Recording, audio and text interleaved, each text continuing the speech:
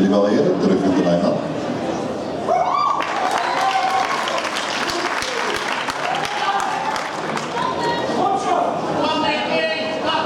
Heren, maak je klaar voor de eerste call-out.